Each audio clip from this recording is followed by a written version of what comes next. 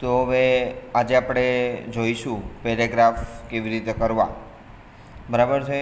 એક પછી એક વાક્ય છે આપણે લઈને આપણે છે સમજાવવાનો પ્રયત્ન કરીશું. પહેલું વાક્ય છે, R you going to Dehradun? I asked the boy. તો અહીં બોલનાર તરીકે આઈ છે અને સાંભળનાર તરીકે ધ બોય આપેલો છે. પહેલા વાક્ય બરાબર છે. એટલે આપણે લખીશું સૌપ્રથમ આઈનું આઈ જ રહેશે. આઈ આસ્કડ પ્રશ્નાર્થ વાક્ય છે એટલે રિપોર્ટિંગ વર્બ તરીકે આવશે. આસ્કડ સાંભળનાર તરીકે આવશે ધ બોય. બરાબર છે. એટલે કે બોલનાર, રિપોર્ટિંગ વર્બ અને સાંભળનાર. રેડી. હવે વાક્ય છે આર યુ. હવે અહીં આ બેનો છે એ ક્રમ ચેન્જ કરવાનો છે. બરાબર છે. એટલે કે એનું થઈ જશે you are going to Dehradun. બરાબર છે. તો આ યુ આર થઈ ગયું. તો આ યુ કોના માટે છે? ધ બોય માટે ઉપયોગ કરેલો છે એટલે એ આવશે.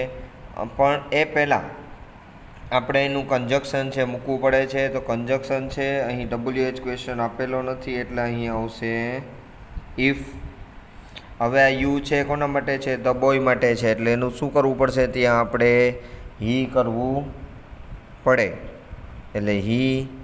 આ આર છે એટલે કે ઇઝેમારનું શું કરવું પડતું હતું? વોઝ કે વેર. એટલે he was going to Dehradun. Ready. એક વાક્ય.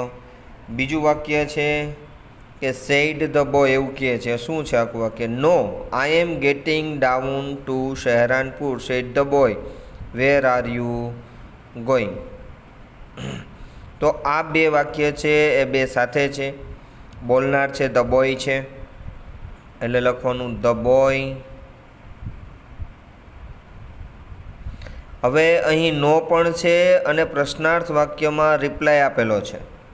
બરાબર છે. એટલે કે the boy replied negatively to me. Me શું કામ? એને એમાં આઈ આપેલો છે એટલે અહીં આઈ આપણે જ બોલનાર છે અને વાક્યને પણ આપણે જ ઇનડાયરેક્ટ કરીએ છીએ એટલે આઈમાં કોઈ જગ્યાએ કાંઈ ફેરફાર નહીં થશે. જે આપણે સર્વનામને લેવાના છે એમનેમ રહેશે બધા. બરાબર છે. પણ કોના માટે? ધ બોય માટે આવશે તો જ ફેરફાર થશે. પણ આપણા માટે ઉપયોગ કરેલું હશે તો એમનેમ રહેશે. કન્જક્શન તરીકે આવશે અહીં ધેટ. આ નોની વાત થઈ ગઈ છે અહીં પણ. એટલે હવે આવ્યું આઈ એમ. આઈ કોના માટે છે? આ બોલનાર માટે. ધ બોય છે એના માટે છે. ધેટ. હી ઇઝ એમારનું થશે વોઝ. બાકી બધું એમનેમ રહેશે. Getting down to Saharanpur. હવે એમ કીધું છે જે આગળ વેર આર યુ ગોઈંગ. આ પણ એની સાથે જ વાક્ય છે એટલે અહીં પ્રશ્નાર્થમાં થશે એન્ડ અગેઇન આસ્કડ. આપણે એક નોંધ હતી એમાં એવું હતું કે એન્ડ અગેઇન આસ્કડ. કન્જક્શન તરીકે શું મૂકશું? વેર. વેર. હવે આનું વિધાન કરીએ એટલે આર યુ ગોઈંગનું શું થઈ જશે? You are going. તો યુ આર ગોઈંગનું શું થઈ જશે? એ યુ કોના માટે છે? આપણા માટે છે એટલે અહીં થશે I where I was going. Ready. હવે ટૂંકો જવાબ આવ્યો છે જુઓ. To Dehradun. Where are you ગોઈંગનો એને જવાબ આપ્યો કે to Dehradun and then to Mussoorie. I replied. એટલે કે પહેલાં હું દેહરાદૂન જઈશ અને પછી મસૂરી જઈશ.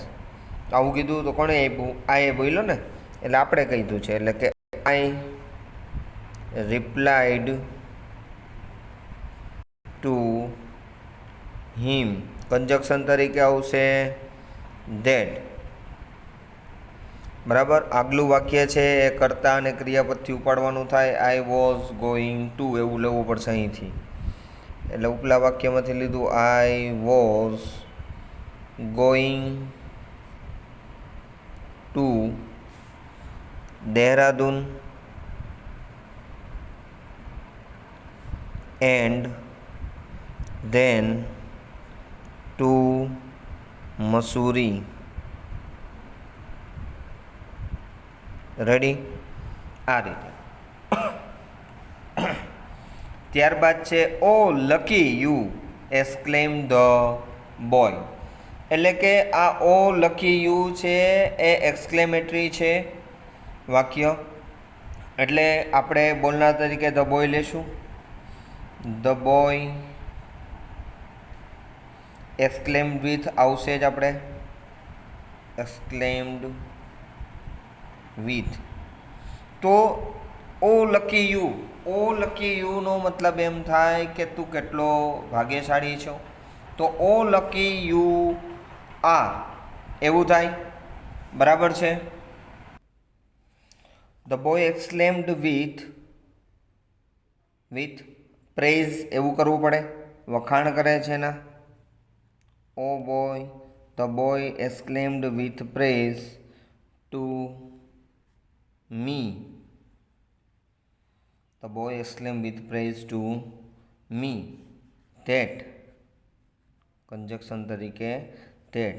આ ઓ શબ્દ છે એ નીકળી જશે. અહીં લકી યુ આર એવું હોય. ઘણી વખત એમનેમ પણ હોય ઓ લકી.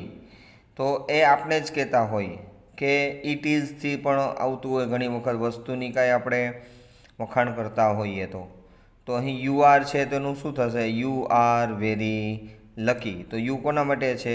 આઈ માટે, આપણા માટે. એટલે I was very lucky. Ready? આ રીતે છે એકદમ વાક્યને છે આપણે ન્યાય છે આપી શકીએ.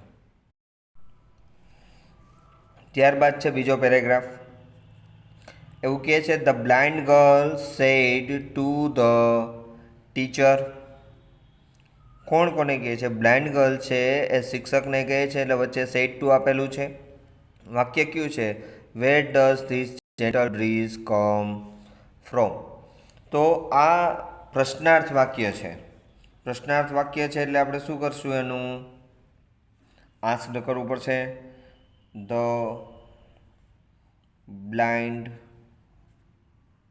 girl asked the teacher. Conjunction તરીકે વેરનું વેર જ રહેશે.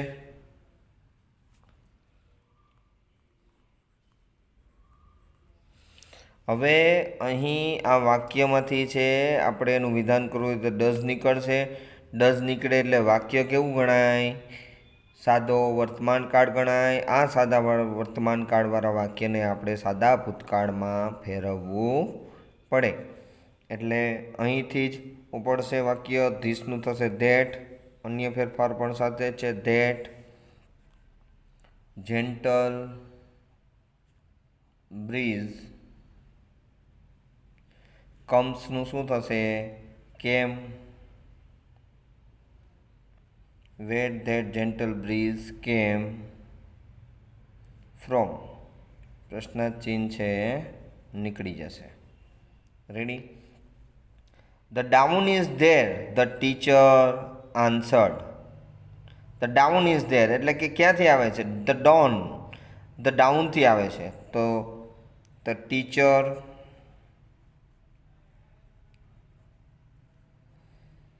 પ્રશ્નાર્થ વાક્યના જવાબમાં છે એટલે રિપ્લાઇડ ટુ. બ્લાઇન્ડ ગર્લ છે એટલે હર કરવું પડે. Replied to her that. હવે આનો જવાબ એને એટલો જ આપ્યો છે ડાઉન ઇઝ ધેર એટલે કે એક વહેલી સવારમાંથી એ છે આ ઠંડો પવન છે આવી રહ્યો છે. તો આપણે આગલું વાક્ય છે એ છે અહીંથી ઉપાડવું પડે ધેટથી. 2 વાર ધેટ આવશે કે that gentle breeze came from the Don. બરાબર. પછી એવું છોકરી પૂછે છે કે what is it like.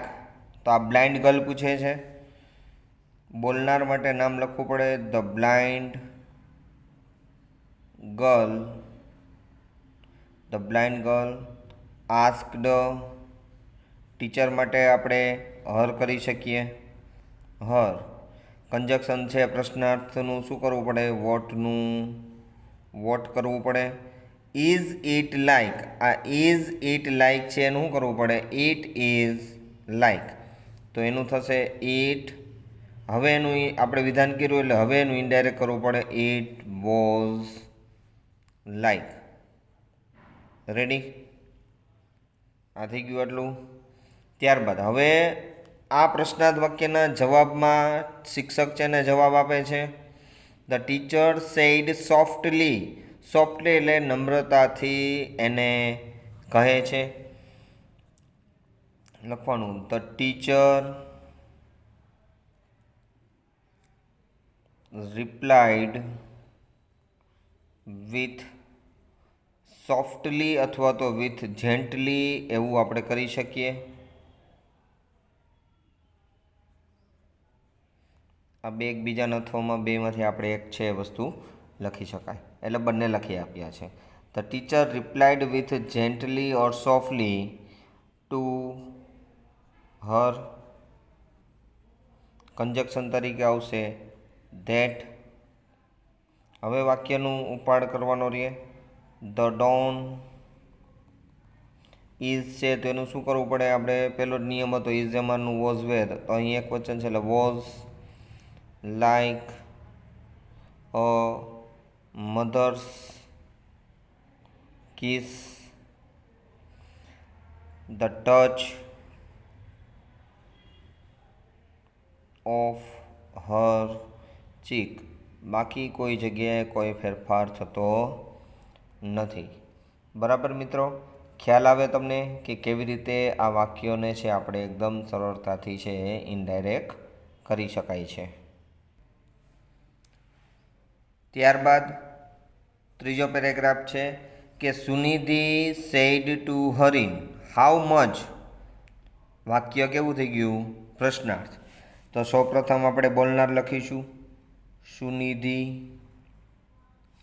Reporting verb તરીકે લખશું આસ્કડ. બોલનાર સાંભળનાર તરીકે આવશે હરિન. પછી આવશે કંજક્શન તરીકે how much money. Sunidhi asked Harin how much money. આ બધું ભેગું છે. હવે વાક્યનું વિધાન કરવાનું થાય. તો વધુ આપણી પાસે શુડ આઈ છે એનું શું કરી દેવાનું આઈ શુડ. બરાબર. તો આઈ કોના માટે છે એ બોલનાર માટે હોય સુનિધિ માટે. બરાબર. એટલે અહીં આપણે સી કરવું પડે. How much money she should. શુડનો કોઈ ફેરફાર થાય નહીં એટલે એમનેમ રહીએ સી શુડ સેન્ડ. આવ્યું હવે આ યુ. આ ક્રિયાપદ છે અને ક્રિયાપદ પછી આ કરતા નથી પણ કર્મ તરીકે છે એ લેવામાં આવે છે. કર્મ તરીકે લેવામાં આવે છે એટલે કર્મ વિભક્તિ થાય છે એનું. તો આ યુ કોના માટે છે હરિન માટે આપેલું છે એટલે એનું અહીં આપણે હિમ કરવું પડે. બરાબર. એનું હી કરાય નહીં. બરાબર. એટલે સી શુડ સેન્ડ હિમ. પછી આપ્યું છે per month. Per month. Ready. ત્યારબાદ છે હરિન એનો જવાબ આપે છે કે Harin sad approximately ₹300 per month. તો કે ભાઈ તેણીએ છે એ અંદાજે દર મહિને ₹300 છે મોકલવા જોઈએ. જવાબ ટૂંકો છે. આગળ કરતા ક્રિયાપદ નથી. ફક્ત અંદાજે 300 રૂપિયા મહિને મોકલવા જોઈએ એવું જ કહેવામાં આવ્યું છે. બરાબર છે. તો હવે અહીં બોલનાર કોણ છે? આપણી પાસે હરીન. હરીન છે પ્રશ્નનો જવાબ આપે છે, એટલે Harin replied two Sunidhi. Conjunction તરીકે આવશે આપણી પાસે ધેટ. હવે જે આગલું વાક્ય અહીંથી લખ્યું છે આપણે એ જ આખું આપણે બેઠે બેઠું લખવાનું છે. પણ કેવી રીતે? તો કે ભાઈ ધેટ સી શુડ સેન્ડ હિમ, આટલું લખ્યું, C should send him.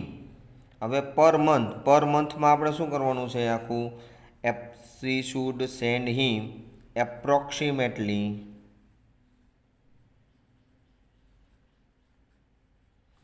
₹300 per month. આ રીતે. બરાબર છે. હવે વાક્ય આવે છે સુનિધિવાળું કે Sunidhi said does the college have a hostel facility? આ પણ પ્રશ્નાર્થ છે. તો સુનિધિ આસ્કડ હિમ, સાંભળનાર છે અહીં હરીન છે એટલે હિમ કર્યું. કંજક્શન તરીકે ઇફ કરશું, કારણ કે અહીં પ્રશ્નની શરૂઆત છે ડઝથી આપેલી છે. હવે આ પ્રશ્નાર્થ વાક્યનું વિધાન કરવું હોય તો આ ડઝ છે દૂર કરો એટલે વાક્ય કેવું થઈ જાય છે? એ સાદો વર્તમાનકાળ થઈ જાય છે. વિધાન પણ કહેવાય આને. હવે સાદો વર્તમાનકાળને શેમાં ફેરવવું પડે? સાદા ભૂતકાળમાં ફેરવવું પડે. ઇફ ધ કોલેજ હેવ એઝનું શું કરવું પડે? ત્યાં હેડ કરવું પડે.